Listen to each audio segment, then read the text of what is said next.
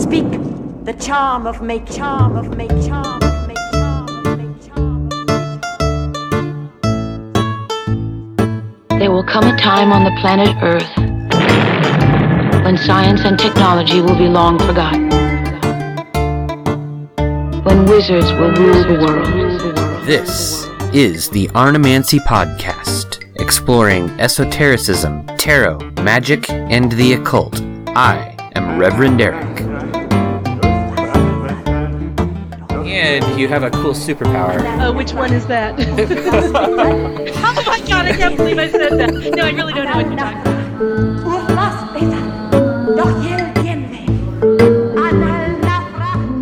I'm here today with T. Susan Chang, who's a co-host of an excellent podcast about tarot called Fortune's Wheelhouse, and the author of a somewhat new, I mean, it's pretty new. It's only like 6 months old. Yeah, it's 6 months old, yeah. Yeah, it's called Tarot Correspondences, Ancient Secrets for Everyday Readers from Llewellyn. It's a big book. Yeah, you can hurt your toe if you drop it. Yeah. Well, thanks for joining me today, Susie. I gotta say, I'm a huge fan of Fortune's Wheelhouse, and in addition to it's one of those podcasts where every episode is so packed full of information, but the thing that really makes it nice is that you and your co-host Mel are incredible to listen to. Like, you guys have such a good time, and you're always making each other laugh. Sweet. And you guys both have such great podcasting voices. I would rate you probably like 5 out of 5 poke onions in terms of... Oh, man! Well, that's really sweet. Thank you so much for inviting me here, first of all, because I've really been enjoying talking to you offline, and I've been looking forward to this. So, yeah, and the podcast is just, I mean, if you can't laugh while you're doing this kind of thing, there's something seriously wrong. Yeah. Oh, so you guys are on season 3, right? So your theme was you ran through the major arcana, you ran through all the minor arcana. In one go. Yeah. So over a year. So now what? That was season 2. So now we're kind of going laterally through the deck. So it's sort of like, we kind of covered all of the material once through, card by card, so that everyone has it. They can just, draw your card of the day and go listen to the episode. So we had to do that systematically. But now what we're doing is sort of saying, okay, we have different lenses through which to go through the deck laterally. So, for example, we can look at it through a Kabbalah lens. We can look at it through a astrological lens, an elemental lens, animals, myth, colors, shapes, whatever, Legos. But it's just sort of like, let's try and do all the comparison that we didn't have time to do in the original 78 episodes. So right now we're doing a sequence of 7 planetary, traditional planetary episodes. We were going to go Saturn, Jupiter, Mars, Sun, Venus, Mercury, Moon in Chaldean descending order, but nobody wanted to start it with Saturn, so we decided to go the opposite way. We started with the moon. Oh, that's good. Yeah, that's actually fascinating. I one of the ways that I look at tarot is, I guess, through kind of like a grid system where I look at the suit and then the number. So like I look at how the numbers are represented similarly in each suit, and then that allows me to just pick up any deck and use it. Exactly. That's how I feel about it. I mean, as long as you have your own sort of systematic understanding of what should be in a tarot deck, and your understanding of the world matches up with that, you can use any tarot deck. Yeah. But yours goes deep. Like, you've got, one of the things that I find really impressive about all the stuff you guys talk about is you go like into the astrological decans and... the decans are a bit of a hobby horse. yeah. And I just listened to some of your minor arcana episodes today, and you were getting into like the Picatrix stuff out of the, so. Oh yeah. That's kind of nuts. Like, how are you finding it? Do you find that the Picatrix decan stuff and the existing decan stuff that you got out of, like, what was it, Golden Dawn, probably? Yeah, it's all Golden Dawn based. Mm-hmm. Do they work together well? So yeah, it's interesting. It's consistently interesting, is what I have to say. So it's not a like the further you get into this stuff, and this, the further you get into it, the more complex and not matchy-match it is, right? Nothing aligns. I mean, you're trying to figure out, which planet goes with which double letter, right? Forget it. There's like 12 different versions, right? So so it's always this sort of compromise between respecting the specificity of the source material and trying to draw some connections so you can use it in your own practice, right? So as for the decans, so I think it's like what happened was that I started getting into Picatrix and Agrippa writing the book because, you start doing correspondences and all of a sudden, I'm doing all of these sort of normal astrological, Kabbalistic, Golden Dawn correspondences, but then I wanted to do like the natural ones and the plants and the smells and et cetera, et cetera. And you can't just use 777. So of course you use 777, but you want to see where it comes from and you want to see like, why? Is there some sort of through line? Is there some kind of context that makes sense, through the centuries? So then you got into Agrippa. And you go back. Yeah. And then Agrippa leads you to the Picatrix and then you're screwed. Exactly. And that's that. And but the decans are fascinating. I think there's something fundamentally weird and different about them in terms of, there's something special. And I may just be biased because, because the decans are well represented in tarot. If you go through the 36 2 through 10 numeric minors, you're going to find all 36 decans represented. So that's an obsession, right? That's interesting all on its own. So like right now, we're recording this on the last day of the second decan of Gemini. That's the 9 of Swords. That's interesting. It's interesting to see in what ways that card comes up. Wait, which one of us do you think is going to be the...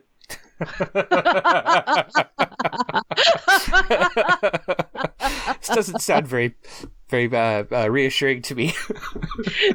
Well, the thing about so this is just, I'm sorry, we're going to get totally off topic in 2 seconds because that's the way I am, but you can just pull me back on in whenever you like. But this is the thing that I love about tarot, which is that it's sortilege. So whatever you get, you fucking stick with it, right? You get the card and you live with it. Last year, I got the friggin' 5 of discs 31 times. The 5 of Pentacles. Was it sticky or something? It was not sticky, and I was using 3 dozen decks. Oh, jeez. So, yeah, and I was just thinking about that today and thinking, okay, well, that forces you to expand your understanding of the card to accommodate and to understand why it is the way it is. It's not a purely bad or purely good card. It's not a card that's just about impoverishment. There's all sorts of angles into it. And the work of doing something like looking at the decan correspondence for Taurus 1, which is what goes with the 5 of Pentacles, forces you to say, oh, well, there's probably something more to this. There's probably something that's, that's a little bit more complex and forces you to look deeper into it. And eventually, once you've confronted all of them, there's none that you can't get something out of, right? There's none that you can't make work for you in one way or another. Oh, sure. So, yeah. I mean, I think I see that. I honestly, I've been working with tarot for decades, but I don't have, I really I haven't dove into it as deep as you have. So when I look at the amount of time that you spent on each card, the amount of time you spent on the connections between them, I'm kind of jealous. I'm kind of why wasn't I doing that? Because you're doing other interesting things. I'm every time I hear a magician or someone who's been a Shinto initiate or, or gone and done an ayahuasca journey or something, I'm what the fuck am I doing with my time? But the thing is that you can't do it all, right? And the thing is, I know. It's we cram for those episodes too. We cram like it's an exam, and I don't remember all that stuff. I'll be listening back and I'll be gee, this is fascinating. What a great podcast. Because it's gone. a week after we record. You guys do not give that impression at all. You totally give the impression of like having these encyclopedic minds where you're just sort of like, oh yeah, and the color with this is of course. Yeah, well, there is a little bit of that going on. I mean, Mel is almost like a savant with the color, and I do know my decans back and forth. That's true. And you have a cool superpower. Oh, which one is that? Oh my God, I can't believe I said that. No, I really don't know what you're talking about, so. I read that down. It's Your superpower is making me sound like a dick. You're not supposed to figure that out until later. No, your superpower with the music. You can just make any noise. Oh yes, that's right. Yes. One of my friends, when I told them I was interviewing you, they were like, "You should just pull random cards and make her and see if she can do a random song." I'm like, I don't know. All right. Well, the thing is that it's like it's interesting, but it's not interesting because when the spectrum is just we only have 12 tones, so it's not. But Johnny Cash could only make 3. Well, and it's all like pegged to color too in terms of the correspondence. So it's kind of, it's a nice gimmick is what I like to think of it.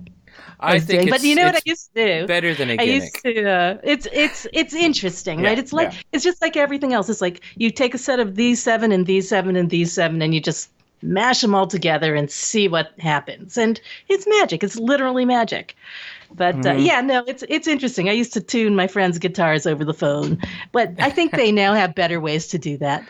Yeah, especially if you have to go to like really high or really low notes. I don't know if the telephone can do those. I want to ask you about the word sortilege. Like, it's something that I guess I've heard in relation to tarot a lot, but I've always just sort of ignored it or pretended like I knew what it meant. Can you talk about that word a little bit? Like, what is sortilege? Yeah. So sortilege is basically any form of divination that's based on randomness. So, the I Ching is sortilege. Knuckle bones are sortilege. Okay. Runes are sortilege. I assume etymologically it's cognate with sort. I don't know, but so it's kind of like everything but astrology. I guess you could put it that way. I mean, anything that's chance-based, that involves picking something out of a pool. Interesting. Okay. Yeah, I've wondered about that. Like, it seems, when you look at all the different forms of divination, it seems like astrology in particular kind of stands apart because, if you know everything well enough and you're tracking everything well enough, you should be able to be like every day, like, oh, I know where the moon's going to be at noon. Oh, I know where the sun's going to be at 3:00. I could just, Well, yeah. And I think, astrology is a little different that way, except horary is maybe a little less different since has a not random, but a chance component to it. But in some ways, astrology is very similar to sortilege forms of divination because each of these methodologies can only give you so much information to work with. And ultimately, there is this interpreter's interface, which is crucial, right?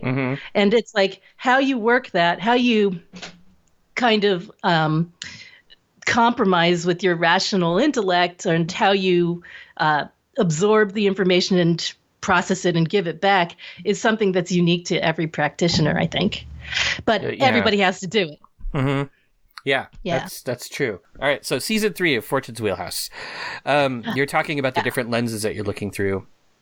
Right. Right now we're going through the planets, and we haven't determined what we're going to do next, but I am, and we're also going every other week, which makes it slightly less breakneck. But I'm kind of lobbying, and I think Mel's into it too. I'd definitely like to do some applications. So take a question, read it with esoteric information, and come up with answers for people. So I don't know how we're going to do it, but I think application is something that people have been requesting, and I'd like to do it. Has the first episode come out yet? I didn't see it in my... Yeah, the moon's out. So, I had to force I had to actually unsubscribe from Fortune's Wheelhouse and resubscribe to make it show up. I don't know why, but it's there. Okay, well, I will make sure to try that. Because the last one I saw, I think, was your last season 2 episode. Yeah, it came out about a week ago, and I don't know why iTunes doesn't always push it, straight through. I found it on all the other servers except the one I use, so go figure. Because iTunes sucks. so I when I was... that's... Yeah. So, but you're talking about... So, like, when you do the planetary lens, how do you keep that from bleeding over into the Kabbalah stuff, because they're so closely tied together? So, yes and no. I mean, so basically there's a million different ways. Well, no, only like 4 different ways the moon inflects through the tarot deck, right? Because there's the moon that's astrologically related to the high priestess. And then, of course, you have the sign of Cancer, which is associated with the chariot. Then you have all of the cards of Cancer, which are the 2, 3, and 4 of cups. And then you have all of the cards related to the Sephira Yesod, which is the Sephira of the moon in the Hermetic Kabbalah. So all the 9s are also implicated. And also, finally, you have the Queen of Cups, because she's associated with the first two decans of Cancer, and the last decan of whatever we're in, the Gemini. Yeah. So, so there's like all these different ways, and we basically go through all of them and say, here are the connections between that you can find. So we don't necessarily, we're looking to get at something fundamental about the nature of the moon, so that when you see the moon appearing in these different forms, in these different cards, it means something to you beyond whatever you came to the card with originally, something that inflects your understanding of the card. So whether it's the speed of the moon, or the variability of the moon, or whether it's the association of the moon with darkness or illusion or glamour or dreams or news. We use the traditional meanings as well as the modern ones. So we try to look at each card and see what aspect of the moon it highlights. Okay. That's interesting. It's very interesting. Yeah. Yeah. So will you later then go through... all right, well, hold on. So you were also talking about then all of the astrological associations of the moon. So you actually go through the signs that the moon is associated with and pull those cards in as well. Which I guess you'd have to, because the moon itself is kind of limited in the number of cards. It's more limited, like the sun. It's limited because it only has one sign, right? Yeah. So it's a little bit less. We also did the Mercury episode, and woo, that was exciting. But yeah, the worst one will probably be Mars, because it has 6 decans instead of 5. But yeah, so it's just interesting to go through, and the reason it's interesting isn't just I don't know, up in our brains, but the symbols are right there on the cards. They're hidden in Rider-Waite-Smith, and they're explicit in Thoth, but they're there if you look for them. And I think that it helps you as a reader, to be able to have access to that information at some level, maybe not at a really granular level when you're doing a reading for somebody, but it's there somewhere in the mix. Yeah, and I guess it sort of sounds like you're almost sort of crafting a tarot reading, right? So you're sort of almost like pulling out these specific cards from the deck. You get a chance to look at how they relate to each other, and then knowing why you're looking at them gives you a better picture of how those particular currents run through the deck. That's really interesting to put it that way. I mean, it's sort of like, it's a way of looking for relationships, which is what we do in any tarot spread. It's true. Yeah. Well, I'm really looking forward to hearing you guys talk about that stuff. I might skip season 2 and go back to it later. You just use it when you need it, Yeah, I mean, that's a good point. When you mentioned doing a card of the day thing and then going to listen to the Fortune's Wheelhouse episode, that's actually really good. And it also brings up another, just possibly the tarot nerdiest thing that I've ever seen, which is your card of the day tracking, where you have the statistics and you know how often cards are getting pulled and all this kind of stuff, and you sort of have that's really it's pretty intense. Yeah, and I think it was just because, well, I've always, I guess I come from, the kind of background where the stuff shouldn't work. I'm sure like you, basically material, secular upbringing, the stuff shouldn't work. I'd like to know statistically how likely it is to work. I'd like to know if it's violating that. And I remember even 20 years ago, when I met my husband, who was a little bit better with stats than I am, or I was certainly, he was helping me figure out probabilities. But then I wasn't really, as into tarot. I guess about 4 years ago, I said, okay, this is data, and I might as well put it all in one place. So I started this little Excel sheet, and all I did was I noted down, what cards I was pulling. I pull 2 each day, and the date, and that was in the deck. That was it. And then, as time went on, I realized that Excel is actually a pretty powerful tool. So I said, okay, groovy. I'm going to do a thing where every time I get a sword, it'll have an initial S in it, right? So every time Excel sees that, it's going to turn it yellow. So I could see I could automatically color code it.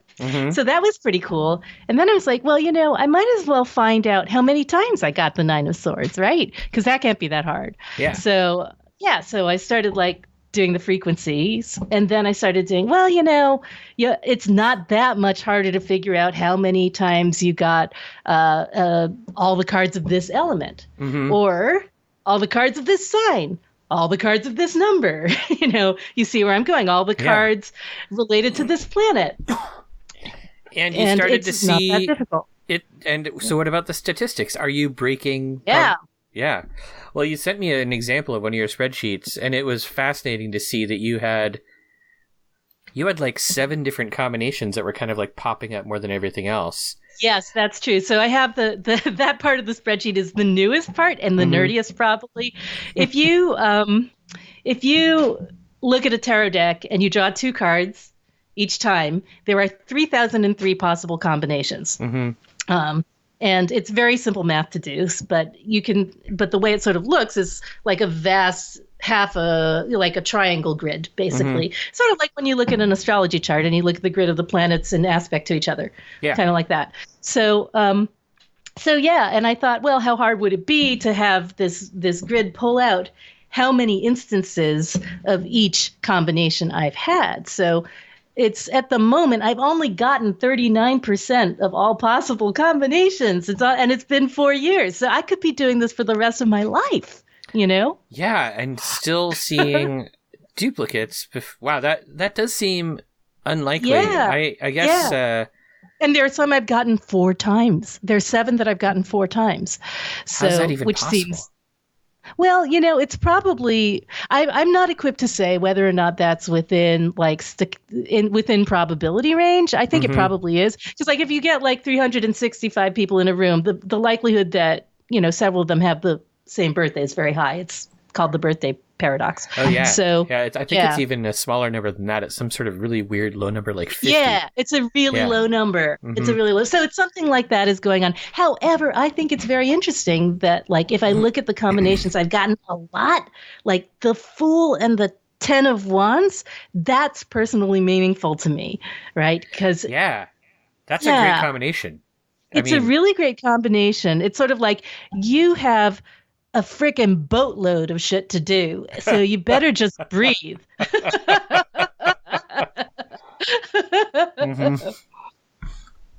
So and the other thing that's really interesting is if you draw 2 cards a day for every day through the course of a year, within usually 5 months you'll have gotten every card once. But this year, no Knight of Wands. I don't know why. It's never waited this long for me to have an outlier card come in. So I guess I've got no Air of Fire.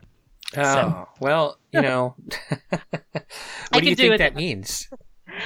I think there is a sort of a lack of self-promoting enthusiasm. I mean, enthusiasm for self-marketing going on, which is actually kind of true. So, that might have something to do with it. I'm not the world's most. Yeah, I mean, last year it's all fire all the time, but this year, yeah, I'm back to the swords channel, which is normal for me. Yeah, that's really interesting. I guess it changes. I mean, doing some sort of like daily tarot meditation is pretty common for tarot practitioners. It sure is, yeah. But this added level of data makes you look at. So your tarot contemplation then becomes something somewhat more holistic. Like it fits into a continuum, right? Where you have sort of like this idea of what you have and have not seen, combinations you're familiar with that you're familiar with. You might even be able to track out like seasonal changes in cards that you're pulling. Could do that. And I think it's really important because, well, I mean, in the same way that it's important to draw a card of the day, because after a while you get them all, and then you'll never be afraid of any of them, right? And it's like if I've had the 10 of Swords multiple times, I know what to expect, and and I know what to do to deal with it. I know if I get the Tower, I have to be really careful about not hitting my head, because I do that all the time when I get the Tower, right? So, there's like trends that you can look for, and there's ways of working with things. And there's also sympathetic magic you can do. I mean, it's very common for me to like go to the Joann's and buy 10 needles if I get the 10 of Swords, right? And then I literally will say in the parking lot, the requirements have been fulfilled, to whoever's listening. I was listening to one of your episodes. It was one of the Major Arcana episodes, and you were talking about some card that you drew and how every time you drew this card you would like step in a puddle or something like that. Oh yeah, the 5 of Pentacles. So that lovely 5 of Pentacles. So but then you talked about what you did that day. You're like, I drew this card, and every time I draw this card, I do some blah blah blah blah blah blah blah. And then you talked about like the stuff you did that day. I was like, hold on a second. If you know that card means that, then why did you do those things? Sometimes you have to live your life anyway, right? Yeah. But the other thing is that I know how many ways a card has to manifest because I've seen it and I keep records. I can do a thing where there's a thing on my spreadsheet where you can enter the card and Excel will spit back every time it's come up, and the spell I wrote for it, and the notes from that day, how it manifested for 4 years. So I can tell if, every single time I got one of those so-called disaster cards, one of the, 10 of Swords, 5 of Pentacles, whatever, I can tell if it really was a disaster. And quite often it's not.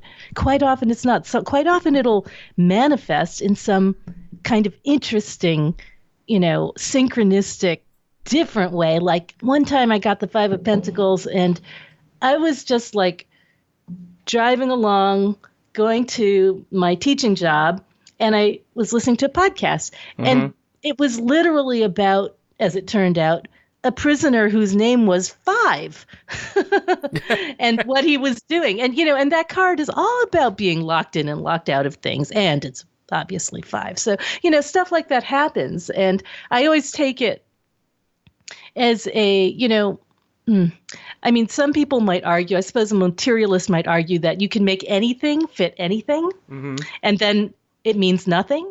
It's like, if we're all the best, then none of us are special. But it's like, but I think,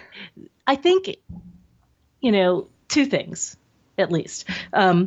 One, that the act of hunting for meaning is universal, right? We have, and it can't be replaced by somebody telling you what something is, right? So you have to find your own meaning in the cards, and it's going to be personal to you. It's going to be different from other people's, and it's going to come back again and again until you find a way of dealing with it. So, and the other thing is that I like to take it as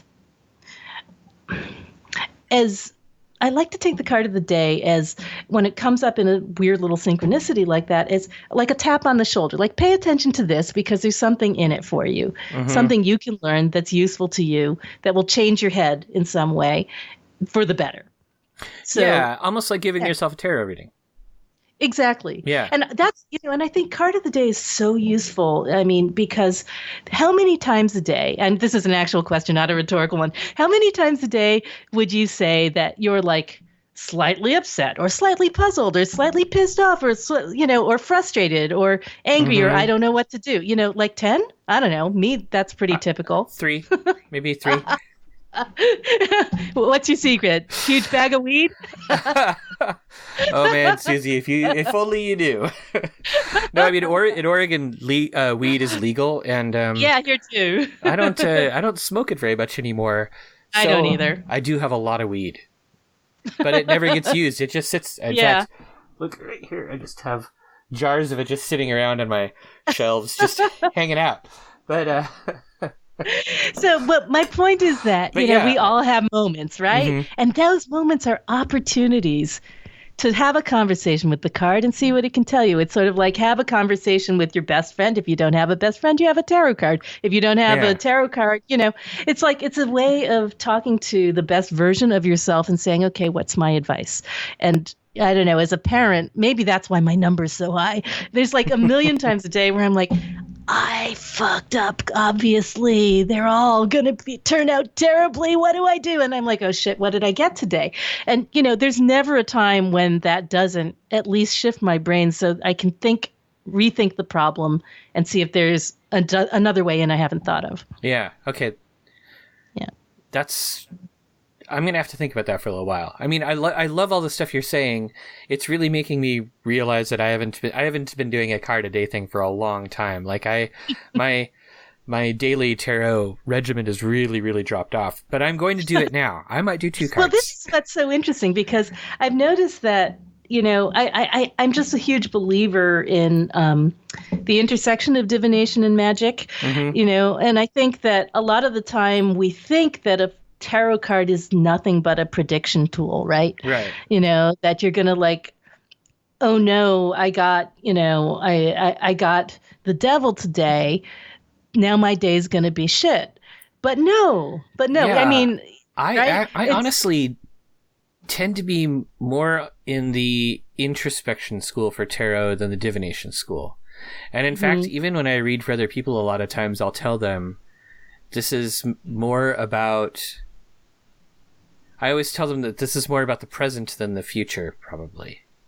Yes, I totally understand that. And I also think that, reading for insight in general, as opposed to prediction, is really, really valuable. But at a certain point, I feel like I get very tired of internal readings because when the rubber hits the road, I need advice. I need help. And I have an incredibly powerful tool and I'm going to use it. So okay, that's a good point. Yeah. That actually leads me into some questions that some of my listeners have asked. You're actually kind of already talking about it. So Alex from the Alex Cast, he wanted to ask you, is tarot divination or psychology or both? And I think we both kind of just talked about that, but do you have any other thoughts on it? Well, I guess that's a really interesting question. And, so when he says divination or psychology, what he's trying to do, I think, by expressing that question, would be sort of making a distinction between divination as an external predictive tool versus something that takes place internally only, right? Right. Yeah. Do you think that's what he's getting at? I think that is what he's getting at. But yeah. Is it a false? No. So it might be a false dichotomy. Well, yes. I mean, I think that I think one of my beliefs is that that outside and inside is pretty porous, right? And maybe a lot of the times the line is not really even there. It might not even be porous. It might just be a spectrum. Right. And this is interesting because, this is something that's very hard to explain in the Muggle world, where inside and outside are definitely not the same, and I think it's easier for people who do practice magic because you're used to sort of messing around with things and erasing causality or ignoring causality and fucking around with the linear nature of time. Yeah. So I think it's a little bit easier for people who are in the magic zone to imagine that things are not always as clear cut as they may seem. And it's true. I think the way we look at the world is so immensely flexible. Mm-hmm. The way we look at the world as through, in the most simplistic terms, a negative or a positive lens is completely up to us. And, it's even if something incredibly challenging happens to us, there's always a better response and a worse response. And I feel like one of the things that tarot does is it helps you crack open the options for how you meet whatever it is that's coming your way. So it's kind of it's a door opener or a perspective widener, or maybe even like a different map. Maybe it is. It's like it's like kicking your GPS right in the face. Yes, I like that. I think the thing that's really important about tarot, and in terms of like magicians working with tarot, is that tarot gives you information, right? But you get to talk back. You get to have a conversation. You get to go in that zone and say, I got the 3 of swords and the 6 of coins today, the 6 of discs, pentacles, whatever you want to call them. And, that could be hard. The 3 of swords, a lot of people find that a very sorrowful card. It's literally the Lord of Sorrow. But, one of the things I do every morning is write a spell to go with my card of the draw. And that's my way of negotiating. I'll say, okay, I know a lot of meanings for this card. And these are the ones I would like you to pick up on and work into my day. So. Oh, you mentioned that earlier. I kept looking at my note being like, we have to go back to that. So let's go back to that. So every day you write a new spell. Every day, new spell. And are these just sort of like mantra type spells, or do you look at the cards and I look at the cards you pull in your correspondences from your ginormous book? You pull out the book and you're like, okay, so I'll give you my spell for today. Okay. I got the 3 of swords. This is medieval Scapini deck. Okay. I got the 3 of swords and I got the 6 of coins. Okay. And as a writer, those aren't just pip cards. Those are like no, and that's a Scapini. You said that's a beautiful deck. Medieval Scapini, yeah. It's a little it's one of those decks that's got so much detail, and I'm almost 50, so it's a little bit hard for me to read. But as you say, at some point you're looking through the card, not at it anyway. Mm-hmm. So yeah. Anyway, so 3 of swords, 6 of coins. And here's my spell. I write them in couplets, but, there are people this has become a bit of a trend in the Fortune's Wheelhouse Academy group. So there's a lot of great spells people are writing. Some people do a single word. Some people do a haiku. Some people write prose. Some people write a rap lyrics this long. Everybody does it differently. I always do couplets because I can memorize it if I need to, and I can pull it out, in the middle of the day. And it's witchy. So it is witchy. I've noticed that a lot of. Okay, this one scans a little poorly, but here you go. With myself, I sign a deal to make imagined success real. This only works if you say success. Make imagined success real. Anyway, so what's going on there is that 3 of Swords is Saturn in Libra. Okay. Saturn happens to be exalted in Libra. not this decan, but close enough. Mm-hmm. And it does very well. And one of the things that the Three of Swords represents to me, and in general, this decan, this configuration, this planet, is contracts. Signing contracts. Oh, yeah. Okay. Yeah. Saturn is the person who, well, the No, that totally makes sense because Saturn binds. likes rules and boundaries, and Libra is associated with justice. You've got it. That's totally exactly. All right. Exactly. So that's a meaning of the Three of Swords. That's not he broke my heart and left me to bleed out on the street, right? Yeah. And so rotten way to spend your day. Right, bad way to spend your day. So that's something that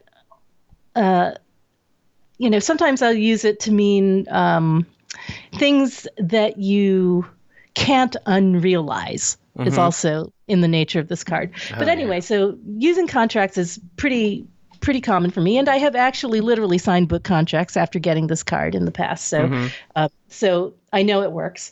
So with myself, I sign a deal to make imagined success real. So this is the Lord of Success, the Six of Pentacles. That's very, very simple. And what's the decan for the Six of Pentacles? It's the moon in Taurus in the second decan of Taurus. So, and it's the best. It's exalted in Taurus too. Actually, I didn't even think of that. Thank you for pointing that out, because they're both exalted in their sign. Right. That's it's a very exalted day then, huh? Yes, and the other thing that's really funny is that it's raining right now, which is another thing I associate with the Three of Swords. So, well, you're lucky. It's like 90 degrees here. So yeah, and the reason I wrote that spell, the spell is, there's only so much you can put into 2 lines. So sometimes it'll have correspondences, sometimes it'll have something that's personally come up in the card. Quite often, especially if I'm doing Marseille decks, I will pick up on something visual in the card. I try not to use correspondences as much with Marseille. It just doesn't jibe as well. Yeah. So yeah, and then, you just pick up on what you see. And what I was really trying to do with this was kind of to psych myself up, because I had a real lot to do today. And, when how it is, it's like if you have something you have to write, almost anything else seems better than writing it. So, oh God, I know. It's like you end up writing everything in the last half hour, no matter what. No matter what. So, I read for a Times best-selling author on Thursday of last week, and we were laughing because I've decided that the card of writers is the Nine of Swords. It's I like that. Yeah. Which is today. Which is last day of Nine of Swords is today. Yeah. Cool. Yep. Because it's mercurial, first of all, it's Gemini.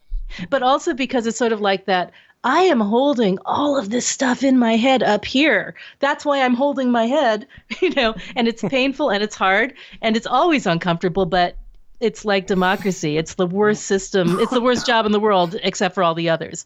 So, yeah. Right. So I really like. So then, when you do the spell, do you just use it as sort of like a mantra that you repeat to yourself throughout the day, or do you also find like an incense that goes with it, or like colors or anything like that? Well, it's part of I have this whole ritual that happens in the morning. My family calls it my hubbada. Yeah. Because that's what it sounds like to them. Yeah. So I get up, except on the weekends, I get up at, in the first planetary hour of the day. So my schedule moves back with the sunrise and forward with the sunrise. It's a real pain in the ass right now because you only have till 6:30, 6:29 to get your rites in. Yeah, I feel like daylight savings time discriminates against pagans.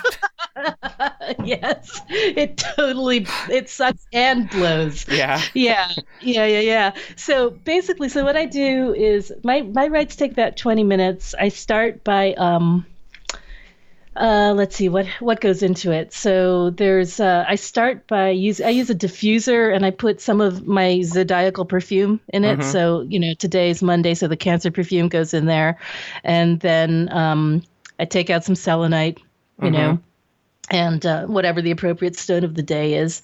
And I do sort of a modified version of the lesser banishing ritual. I used to do that, but I kind of felt like a jerk after a while, not because I felt self-conscious, but because I felt like it didn't mean enough to me personally. Yeah, I could see that.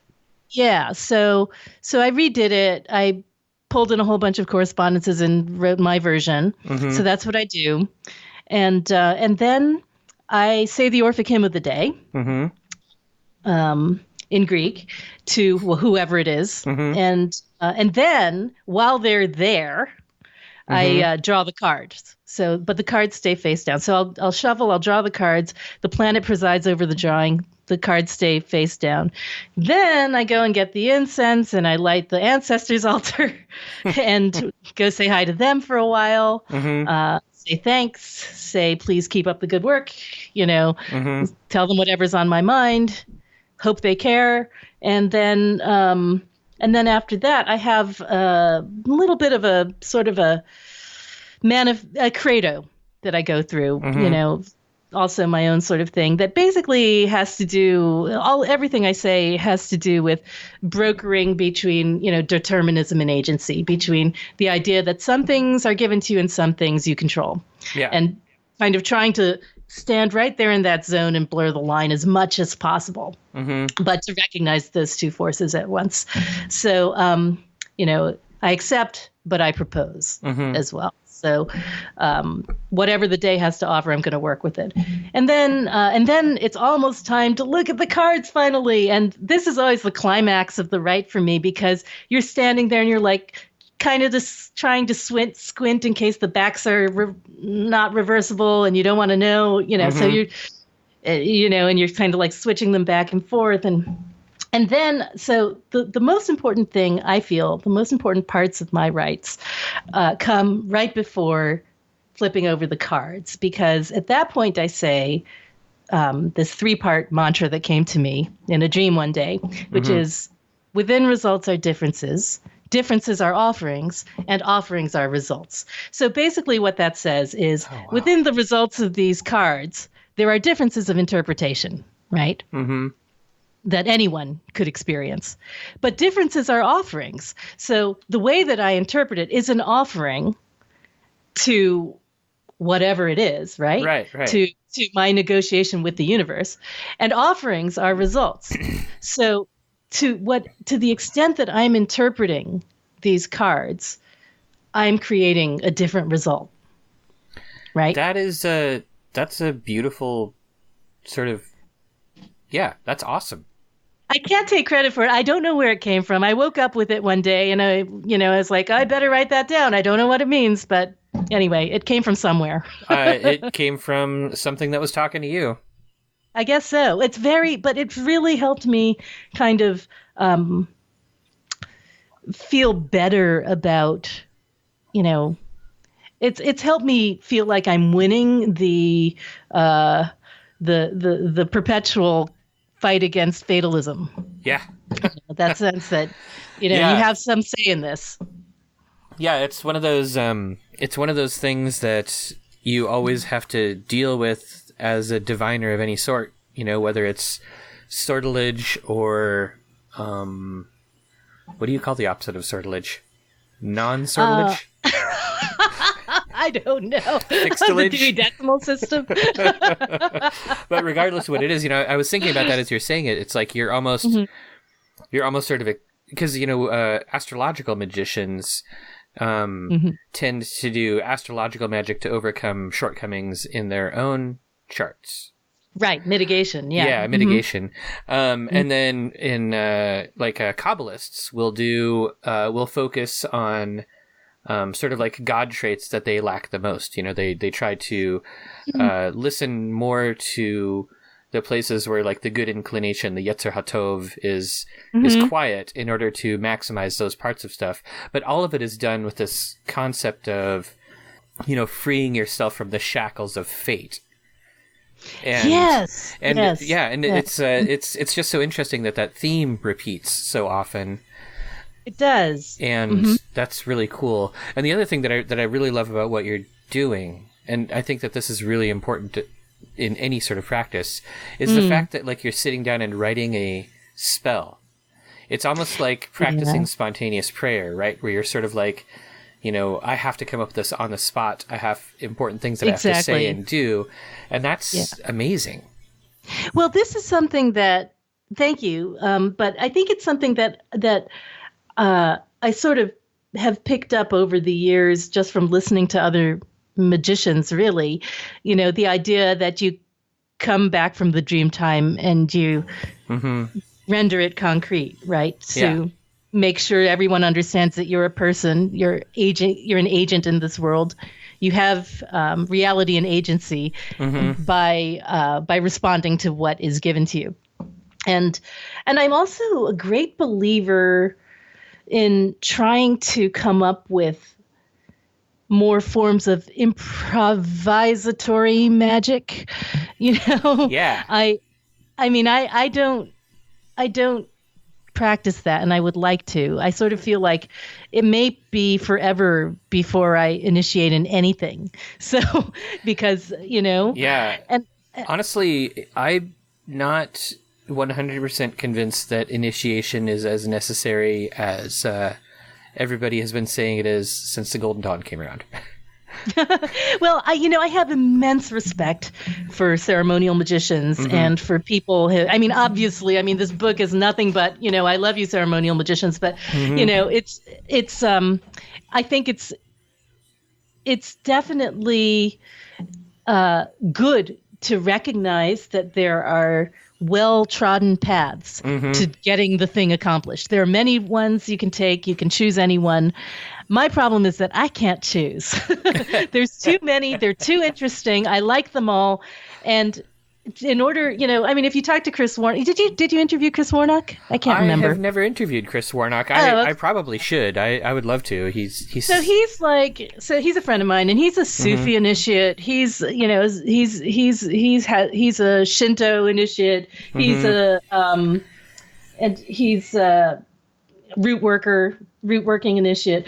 He spent like 15 years on each of these, which to me is like ideal, right? Yeah. Don't have kids, go and do something really seriously for a really long time, and then come back, and you should see his like office. It's got like 7 different shrines in different places because he keeps them all sort of compartmentalized. Yeah, anyway, who's got that much focus? I respect that. Well, that's the thing. For most of us, it's not going to happen. And, I don't really think it's just a question of ego for me. I really don't think, it's not just that I don't want to do something I'm not going to get really good at. All that, I'm sure that's part of it. I want to do something that's really meaningful to me. Yeah. Right? Yeah.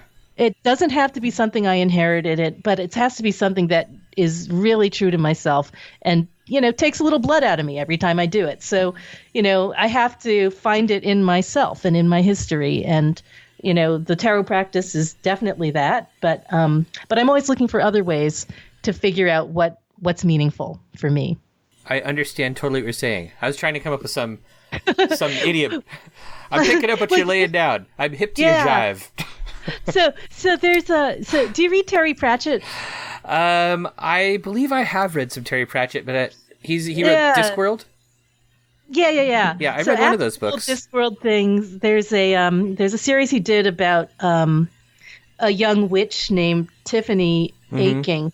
I loved it when my kids were small because I could read all these like young adult things and not feel, it was like I was doing it for them. But now I can't pretend anymore. I'm really just doing it for me.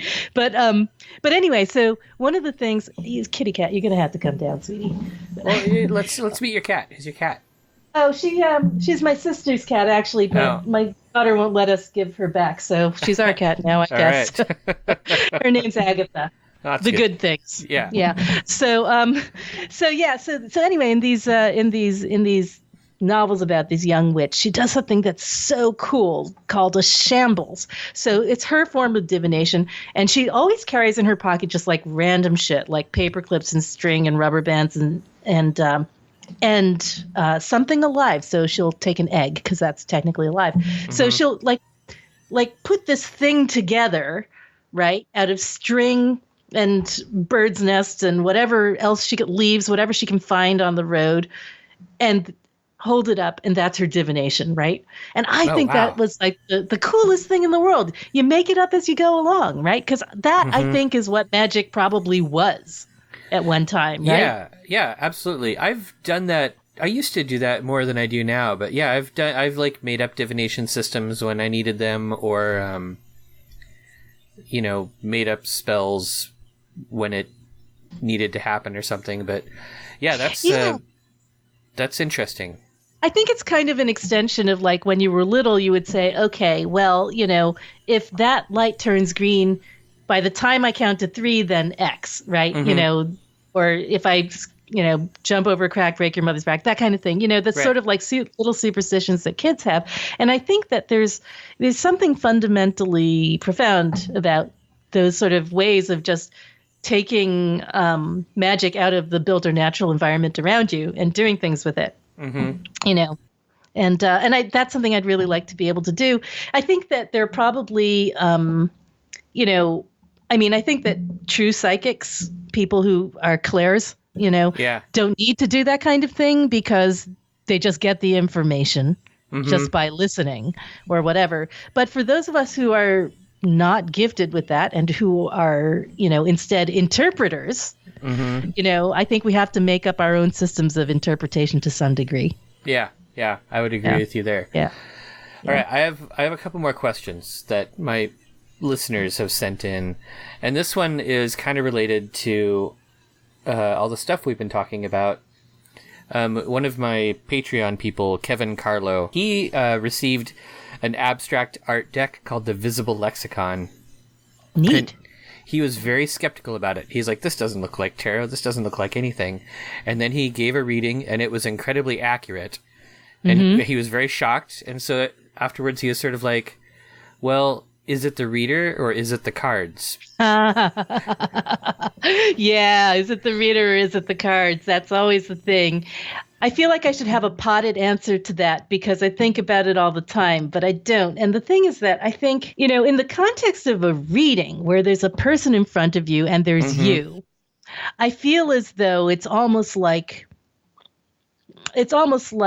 a negative pressure current gets set up. There's a gradient or there's momentum or there's like a magnetism or a conductivity where because there's the need and there's the willingness on the other side, the information arrives in that space, right? In the willingness to help and the need to be helped. But same thing when you're reading for yourself, in a sense. It's sort of like when you're clearing your mind, when you're entering into that state of negative capability, that's when the information comes. So I think it's neither the reader nor the cards, but it's both. Right? It's sort of like... Yeah.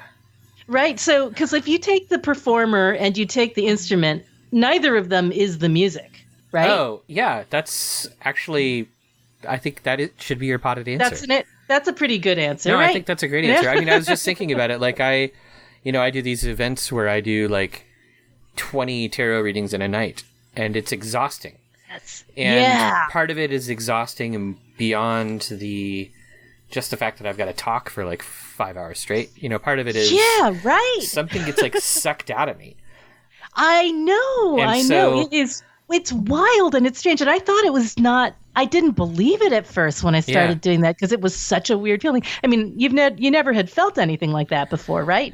Right. So now I use a spell now. I have like magic that I do to provide energy. Like magical hazmat suit. Yeah, or at least like something that will bring energy from somewhere that isn't me in order to make the reading work.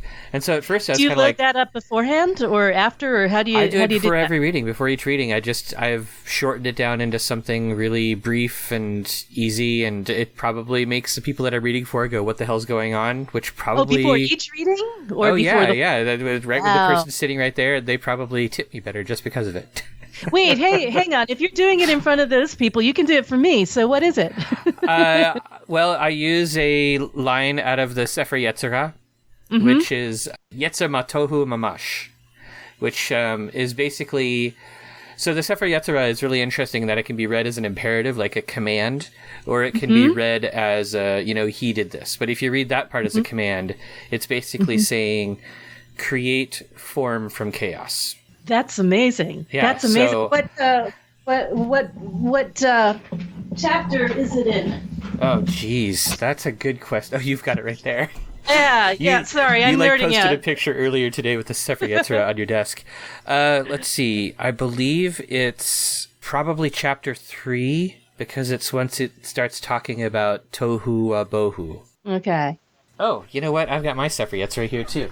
Yeah, I'm just so curious, because that sounds, I go up and down the tree for as my sort of like opening and closing before reading too, but I've never actually used any kind of logos from the Sefer Yetzirah to do it, and that sounds interesting. It's 2-6.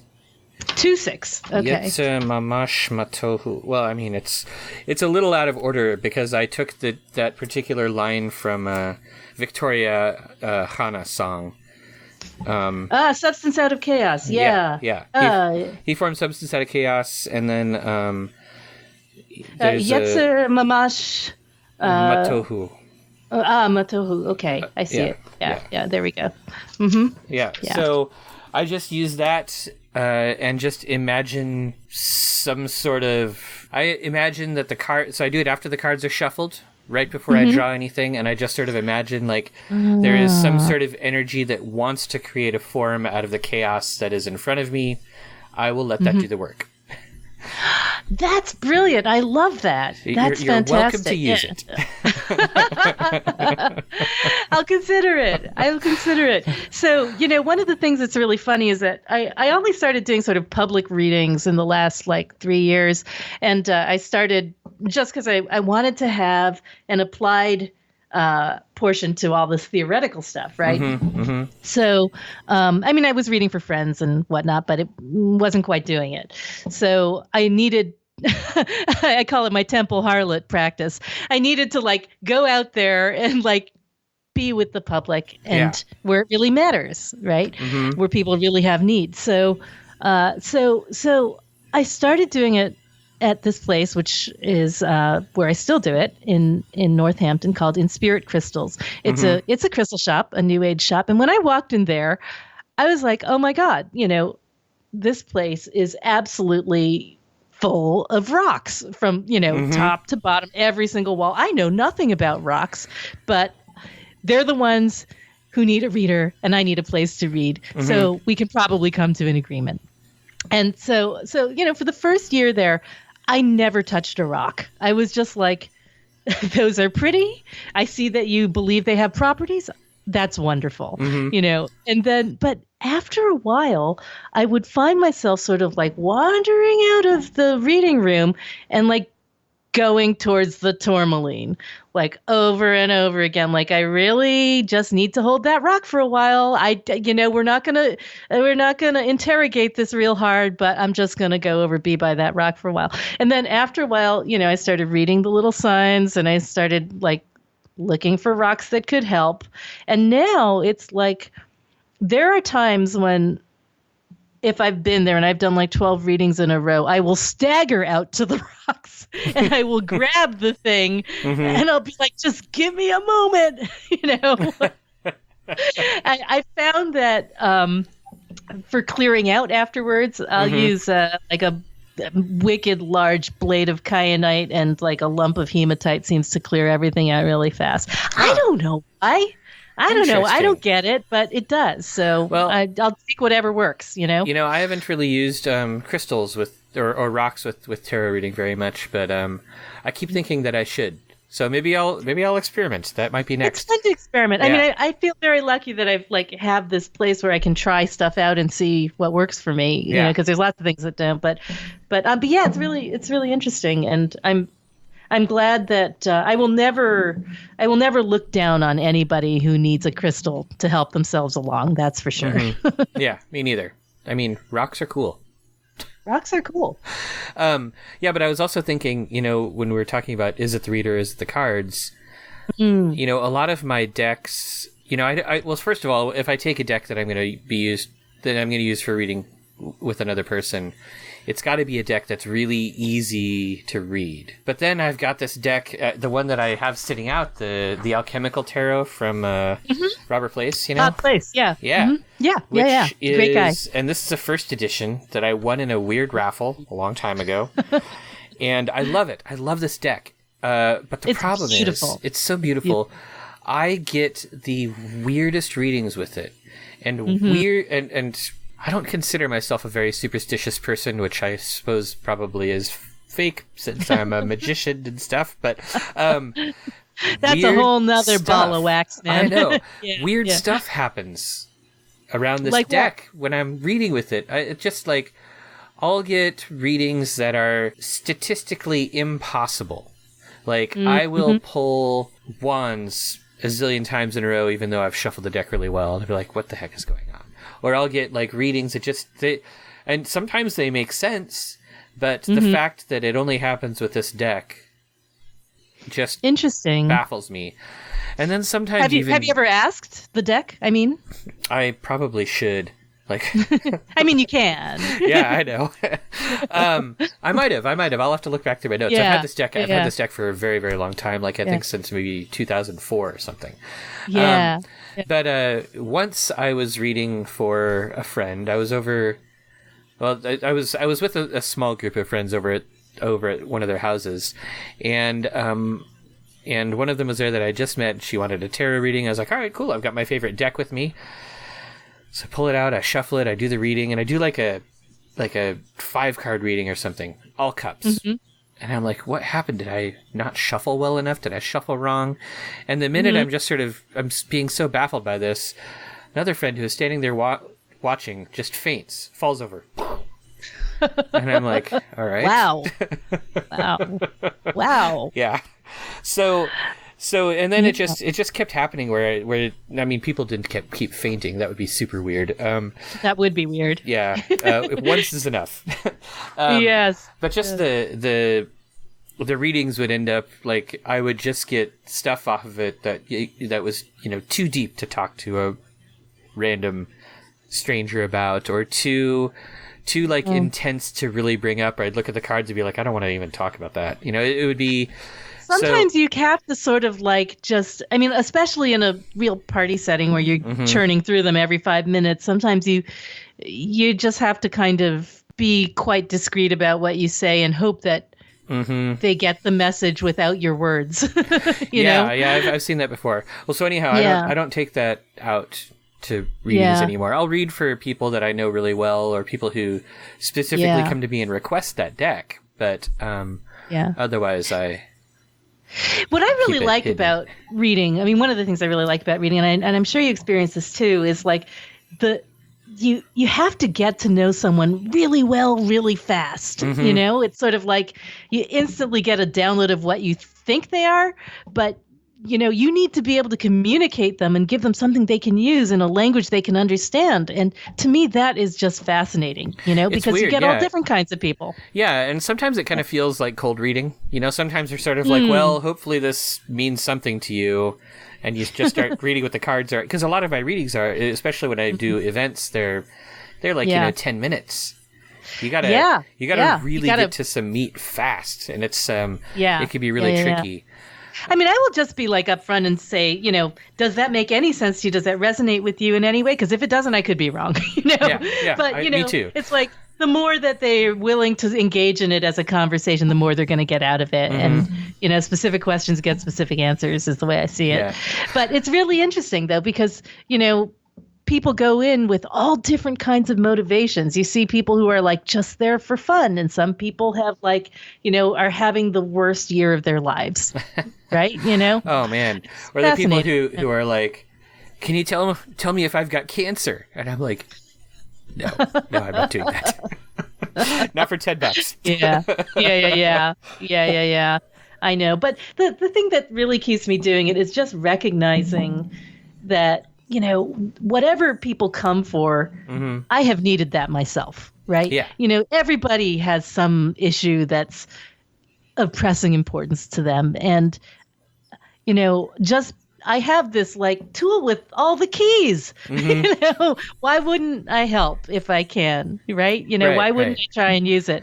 It just makes me better at doing it, or better at like bringing answers out of it. And I don't feel like you can ever get enough practice, although you can get very, very tired. Yeah. That's absolutely true. Yeah. So, okay. So then the answer is it divination or psychology? Is it's both? And the answer is it the reader? Is it the cards? Is it's both? It's neither. It's neither. It's really. neither. Yeah. Okay, it's neither. Okay, so now, all right, I have let's bring everything back further down into Malchut for a second. Okay. Because Kelsey Sky asked if you had any practical advice on how one might go semi-pro with tarot reading, cartomancy. And I guess I'm kind of semi-pro at it too. And my first answer, you get to say pro. You're doing events. Yeah, but I think pro just means you get paid. That's true. Yeah. So I mean, like my answer is like I have no idea how I got started doing it and all that kind of stuff. But what would you say? How did you get started? Well, literally just by strolling into this store and saying, I would like to read for you. Do you have an opening? And they happened to. It was one of those. Basically, cold call sort of. Yeah, it's like if you know of a place like, okay, so if you live in a town where there is a store where sometimes there's a reader, chances are they could use more time, more hours for a reader. You might be able to do it there. You could, actually, something I did when I was in New York, when I forgot, I did read for money in New York a little bit. I lived in Hell's Kitchen for a while, and I had an arrangement with a coffee shop proprietor where she would let me come in on Tuesday nights and just set up shop, and people could come and read with me, and I would just work for tips, and I would just say, have a little sign that said, recommended amount kind of a thing. But that was a really great way, because literally if you sit in a public place and you have your cards out, people will come. Yeah. So, make it a regular night, put a sign in the window. If you can, just get the owner to say, yes, I would be okay with that. I think it would bring business, and if you can find the right person, then you can kind of get your toes wet that way. Yeah, I think that's a good way to do it. I think that's actually pretty good advice. I guess that, now that you mentioned it, that's kind of the way I got started. Is there was a wine shop, a wine bar not too far from here, where I just went in and I was like, hey, can I hang out here on Fridays until business really picks up and just do tarot readings? Yeah, I think that there's something that's, bars are really great for tarot readings. And there are some people who will just do that. Like if they're on a flight or something, they'll just go in a bar and take out their cards, and and people will ask about them. But I think there's something about tarot that's like being a bartender or a taxi driver or a hairdresser, right? There's something that's outward facing about the role, right? Yeah. That people are gravitate towards. And Do you have a tarot reading outfit that you wear?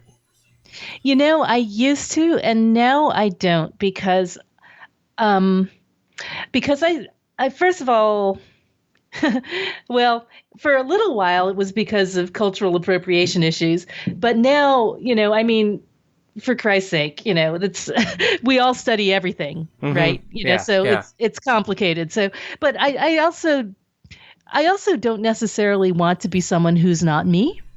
Right. For this job, I need to be really who I am.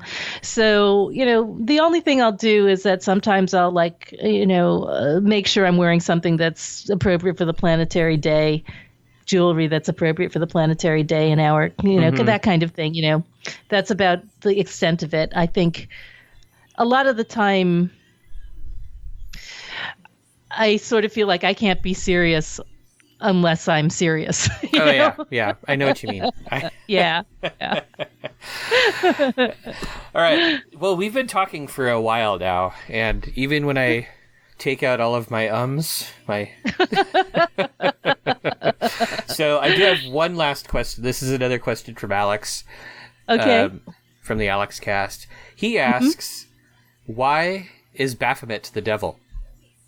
Oh, okay. So I think I think you guys talked about that in you interviewed him recently. Is that? Yeah. He's going to be. I heard something about that. He's and I was going to thinking be about tickled that. that you listened to it.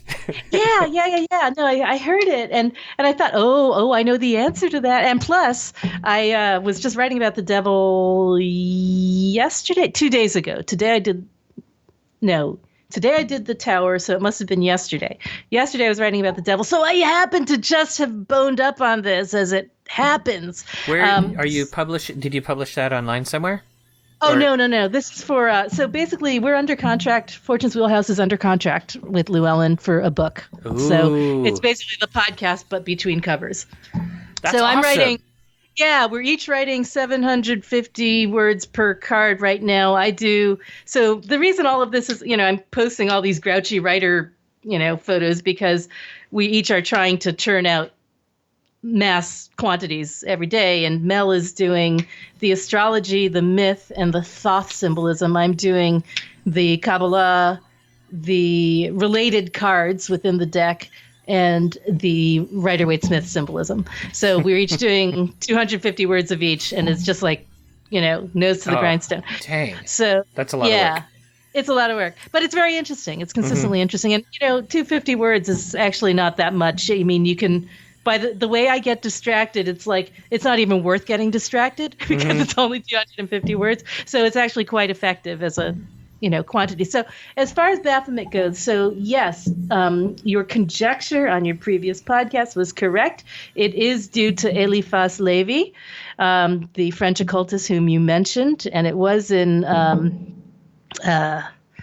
Dogme Rituel de la Haute Magie, I think. I think it's on it's on my shelf, like right there. Probably. and yeah, what happened was that, so he did. This is one of those instances of esoteric conflation. He drew this this really quite striking image. He really had a gift for getting people's attention. This quite striking image of a horned goat, and on a block, and he called it with the inverse, the averse pentagram. And he called that the goat of Mendes. And the thing is that the goat of Mendes, it's complicated. It's from there was a cult in a village in Egypt called Mendes, but its actual name is like Jedjeti or something like that. And the cult animal was not a goat, but a ram. Anyway, so, sometimes esotericists before the internet had trouble getting the right information. Anyway, so this was his horned goat of Mendes, which he described as being this sort of like fertility figure. All of the things that we associate with the devil, right? Both the sort of like the sort of sinister connotations and also the sort of generative, interesting. Here's the cat. Hey, cat. Notation. And so that was something that we definitely see influences on the Rider-Waite-Smith devil. So you see a little bit of, Tarot de Marseille, you also see this hybrid figure, but this whole like horned perching goat person with the star thing, that's straight from Lévy. Yeah. Okay. Yeah. And, and the Satanists, God bless their little hearts, they saw this picture and they really loved it. So, and they it's a great picture. It's really a great picture. Creepy. Yeah. So they just adopted that and, and decided to make it part of their practice. And of course, the Averse pentagram with the 4 points over the 1, that's matter over spirit as opposed to spirit over matter. So, which is the devil's whole thing. Yeah. Right. That's one way of putting it. So, but the devil gets a bad rap. But it's really interesting when you think about, like in Hermetic Kabbalah, well, how the devil's path is comes out of Tiferet, and goes to Hod, and the death one goes to Netzach. They mirror each other. So it's sort of like the Lord of the Gates of Matter and the Lord of the Gates of Death are opposite each other. And the Devil card is like the ensoulment of the flesh, like trapping the flesh inside, trapping the spirit inside the flesh. And the Death card is releasing it. So there's like this sort of like synergy between them. Anyway, I could go on. That's clever. That does remind me of, speaking of those two cards, I was thinking of the Hanged Man, which was your most frequent card last year, in that chart you sent me. This year, I think. The Hanged Man is kind of way up there. The Hanged Man is the initiation card. Ah, that makes sense. Yes. So maybe that's why you're thinking about it so much. I think I'm always thinking about it, but I really. Yeah. Uh-huh. Have you read? I can't remember the name of the book. It's something like The Occult History of Tarot. It's kind of a big black book. It's I'll send you the link later. But these two historians basically go through all this tarot stuff from the 19th century. Is it a Deckard and Dumber book? Yes. Deckard and Dumber. Deckard and Dumber, not Decade and Dumber. Dumb and Deck. Dumb and Dumber.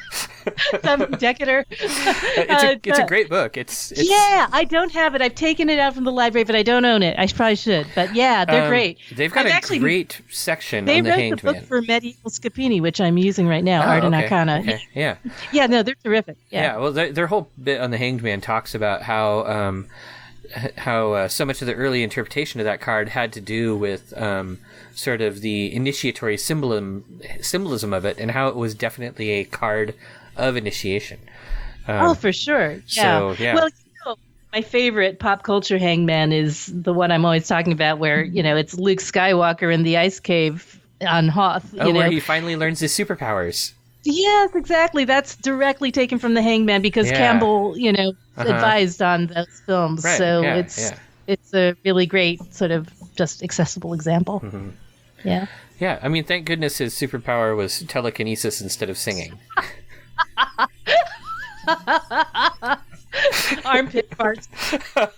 Would have been a short movie.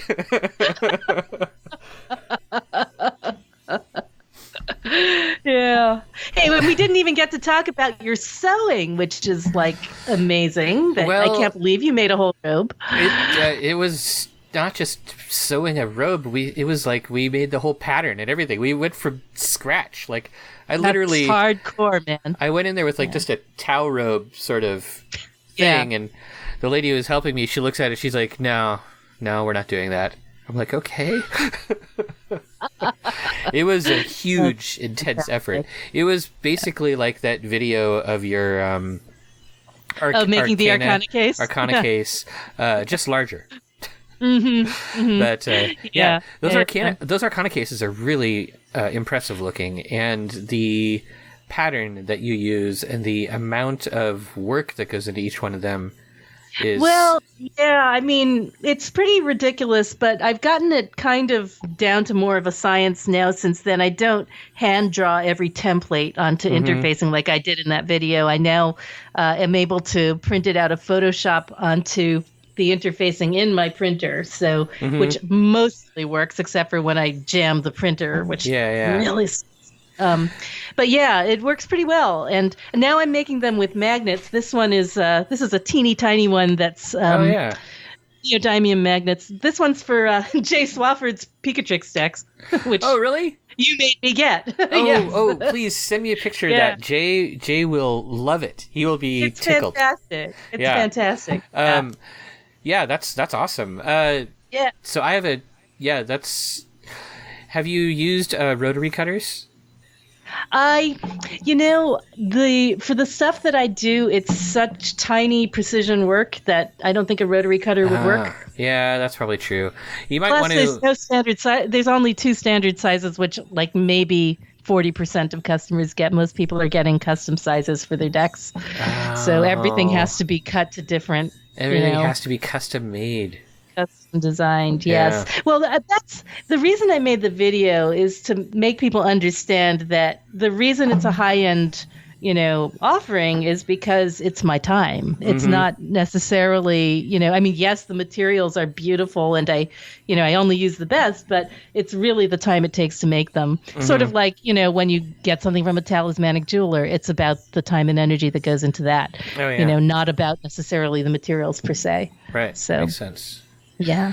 All right. Well, we should wrap up. I know that there's like I know I could talk to you all day. We didn't even talk about your book.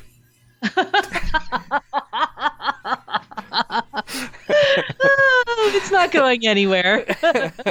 I hope Llewellyn doesn't listen to this and charge me afterwards. Like, you didn't even talk about the book. Send us some money.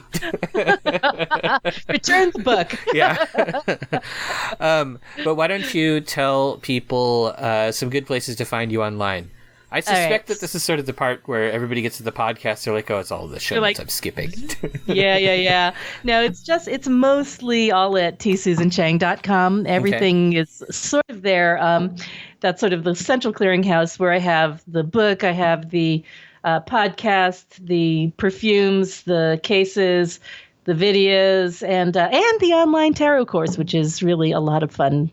And a good counterbalance to the whole technical correspondence thing. It's meant to teach anyone to read tarot out of their own everyday lives. Oh, nice. It's sort of like, this is, I didn't go on my hobby horse about reading tarot backwards, but basically I believe everything in life is in the tarot deck, right? So, that cat walking across my desk should be in tarot as well. It's probably, off the top of my head, I might say the Queen of Wands because, cat, might even Queen of be a Wands. Five of Pentacles, depending on what the cat steps on.